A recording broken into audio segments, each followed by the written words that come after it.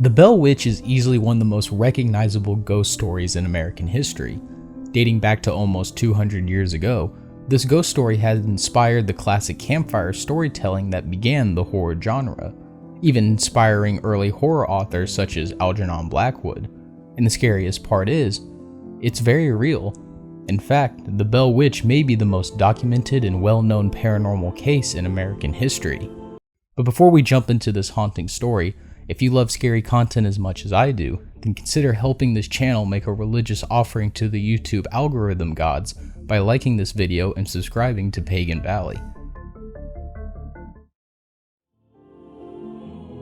It was the early 1800s. John Bell, a successful farmer from North Carolina, decided to move his family onto a larger plot of land in the American frontier. John Bell would settle his family in the Red River bottomland of present-day Adams County, Tennessee. John purchased some land and a large house for his family, and over the next several years he acquired more land, increasing his holdings to 328 acres, and cleared a number of fields for planting crops. The Bell family was extremely religious, and it was an essential part of the Baptist community in the county. So much so that while being a farmer, John Bell also became an elder at Red River Baptist Church. After settling into his new farmhouse on his large estate, John and his wife would have 3 children, all of which were healthy and happy. For the first 10 years, the Bell family was as happy as a family could be.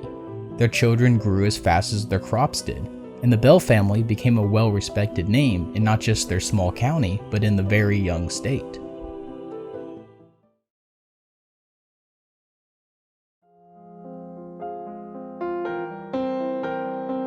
One day in 1817, John Bell was inspecting his cornfields when he encountered a strange-looking animal sitting in the middle of a corn row. Shocked by the appearance of this animal, which had the body of a dog and the head of a rabbit, Bell shot his rifle several times. Then the animal vanished.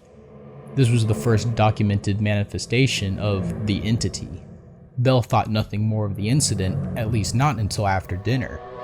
That evening, the family began hearing beating sounds on the outside walls of their log home. The mysterious sounds continued with increased frequency and force each night.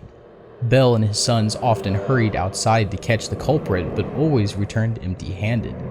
In the weeks that followed, the Bell children began waking up frightened, complaining that rats were gnawing at their bedposts. Not long after that, the children began complaining of having their bed covers pulled from them and their pillows tossed onto the floor by a seemingly invisible entity. As time went on, the Bells began hearing faint whispering voices which were too weak to understand, but sounded like a feeble old woman singing church hymns. The encounters escalated, and the Bells' youngest daughter, Betsy Bell, began experiencing brutal encounters with this invisible entity. It would pull her hair and slap her relentlessly, often leaving welts and handprints on her face and body. The disturbances, about which John Bell had vowed his family to keep secret, finally escalated to the point that he shared his family trouble with his closest friend and neighbor, James Johnston. Skeptical at first, since the story so far sounded like an excuse for domestic abuse, Johnston and his wife spent the night at the Bell home. Things began peacefully, but once they retired for the evening, they were subjected to the same terrifying disturbances that the Bells had been experiencing. After their bed covers were yanked off and James was slapped, he sprang out of bed, exclaiming, "In the name of the Lord, who are you and what do you want?" The entity did not respond, and yet the rest of the night was peaceful after that.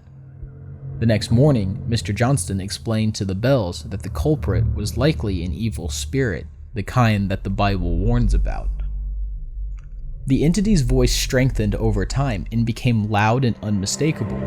It sang hymns, quoted scripture, carried on intelligent conversation with itself, and once even quoted, word for word, 2 sermons that were preached at the same time on the same day, 13 miles apart.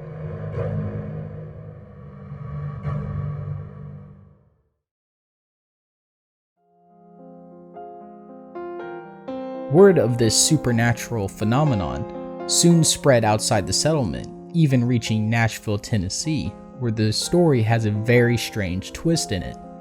When the news reached Nashville, Then Major General Andrew Jackson became interested in the so-called Bell Witch.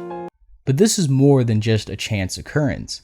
No, Major General of the U.S. Army and future President Andrew Jackson went full-on Zach Bagans and decided to investigate the rumors of a so-called witch himself. John Bell Jr., along with his brothers Drury Bell and Jesse Bell, had fought under General Jackson in the Battle of New Orleans. A few years later, in 1819, Jackson heard about the disturbances at the Bell home and decided to pay a visit and investigate. As Jackson's entourage, consisting of several men, well-groomed horses, and a large wagon, approached the Bell property, the wagon jolted to a sudden stop. It had become stuck in a muddy creek bed, and the horses were unable to pull it. At least, that's what the men thought. After several minutes of cursing and trying to coax the horses into pulling the wagon, Jackson proclaimed, "By the eternal, boys, that must be the Bell Witch." Then suddenly, a disembodied female voice told Jackson that they could proceed and that she would see them again later that evening. They were able to proceed across the property, up the road, and to the Bell home.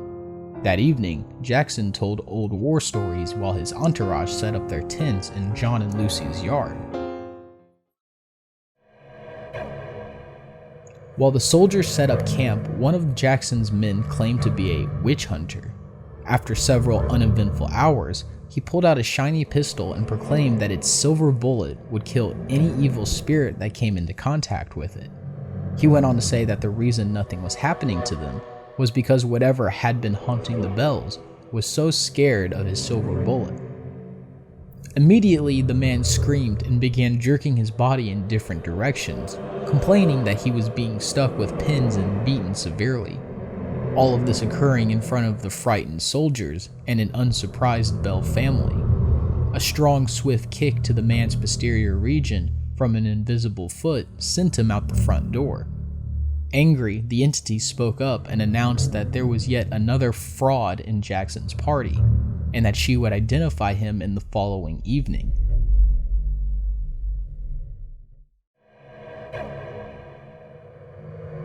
Now terrified, Jackson's men begged to leave the Bell farm. Jackson insisted on staying because he wanted to know who the other fraud was. The men eventually went outside to sleep in their tents while continuously begging Jackson to leave. But what happened for the rest of that night is a mystery. But Jackson and his entourage were spotted in nearby Springfield early the next morning, heading back to Nashville. Other Army officers said that Jackson later proclaimed, "I would rather fight the British at New Orleans than fight the Bell Witch of Tennessee." After another year of spiritual torment, it proved too much for Lucy Bell, John's wife, to take. It wasn't long after that Lucy divorced John and fled the farm. Divorce at that time was extremely taboo, and pretty much ruined the status of John Bell in the county, as well as ostracized him from social gatherings. The disturbances decreased after Lucy and John's engagement ended, but the entity continued to express disdain for John Bell, relentlessly vowing to kill him in screams and echoes outside of his home through the night. Bell had been experiencing episodes of twitching in his face and difficulty swallowing for almost a year, and the sudden unidentifiable illness grew worse with time. By the fall of 1820, his declining health had confined him to the house, where the malicious entity continuously removed his shoes when he tried to walk, and slapped his face when he recovered from his numerous seizures. Her shrill voice was heard all over the farm, cursing and chastising old Jack Bell, the nickname she had given him. John Bell breathed his last breath on the morning of December 20th, 1820, after slipping into a coma a day earlier. Immediately after his death, his family found a vial of strange black liquid in the cupboard. John Jr. sprinkled 2 drops of the mysterious liquid on the tongue of the family cat. The cat jumped into the air, rolled over in the midair, and was dead when it hit the floor. The entity in the house then exclaimed, "I gave old Jack a big dose of that last night, which fixed him." John Jr. tossed the mysterious vial into the fireplace, which made it burst into a bright blue flame that shot up the chimney like a geyser of burning flames. John Bell's funeral was one of the largest ever held in Robertson County, Tennessee. People attended from miles away, and 3 preachers, 2 Methodists and 1 Baptist, eulogized him. During this service, the entity that had killed John made itself known to all the attendees. It constantly interrupted the hymns and prayers with roars of cackling and cursing. As the crowd of mourners began leaving the graveyard, the Bell Witch entity laughed and sang a song about a bottle of brandy. Her fervent singing didn't stop until the last mourner had left the graveyard. The entity's presence was almost non-existent on the farm after John Bell's demise, as though it had fulfilled its purpose.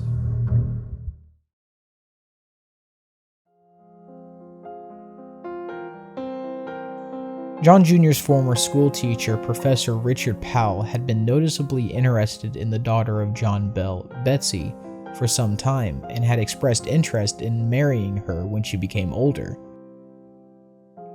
By some accounts, Powell, who was 11 years Betsy's senior, was a student of the occult, a ventriloquist, a mathematical genius, and well-versed in horticulture and genealogy.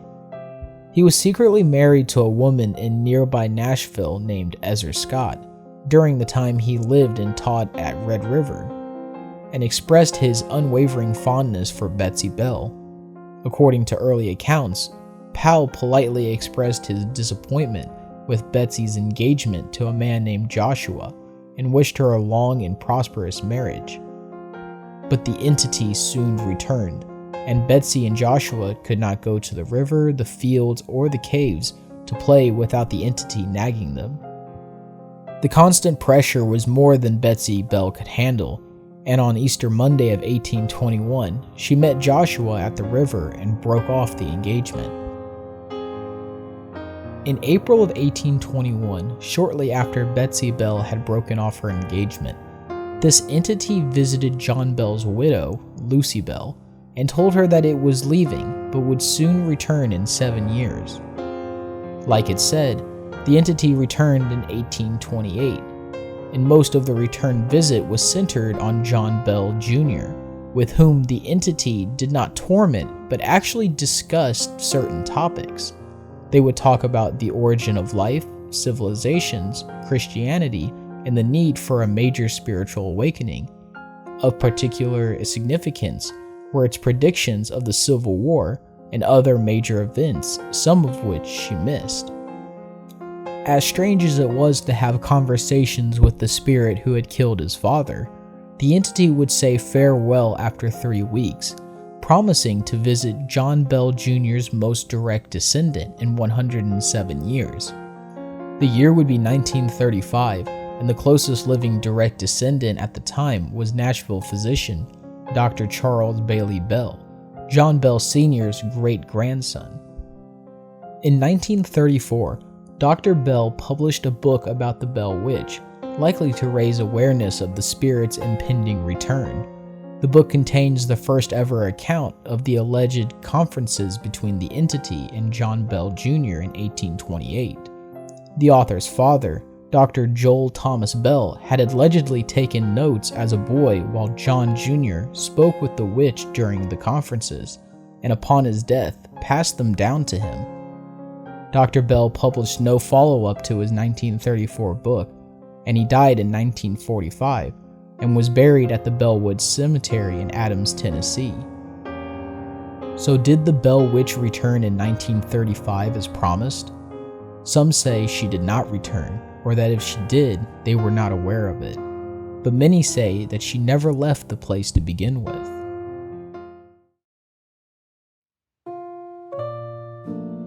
The cause of the Bell's family torment 200 years ago, along with today's continued phenomenon in the area, although to a lesser extent, remains a mystery. Numerous theories have been put forth, but all have been debunked. However, most researchers agree that something had to have caused the incidents at Red River in the early 1800s that gave rise to the Bell Witch legend as we know it today. All of this information was found on the Bell Witch website, which is owned by a dedicated team of historians that are interested in the area's history and the lore of the Bell family. The Bell Farmhouse is still there today and is regularly visited by tourists, as well as several cave locations that claim to be the home to the witch. Was it all real? Well, who knows? All we do know is that it happened to the John Bell family in 1817. Maybe next time, it will happen to your family.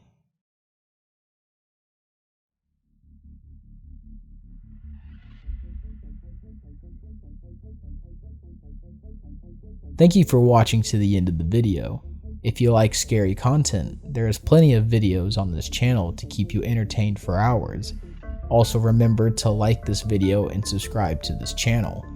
With that, this has been Pagan Valley, and I wish you all a pleasant evening.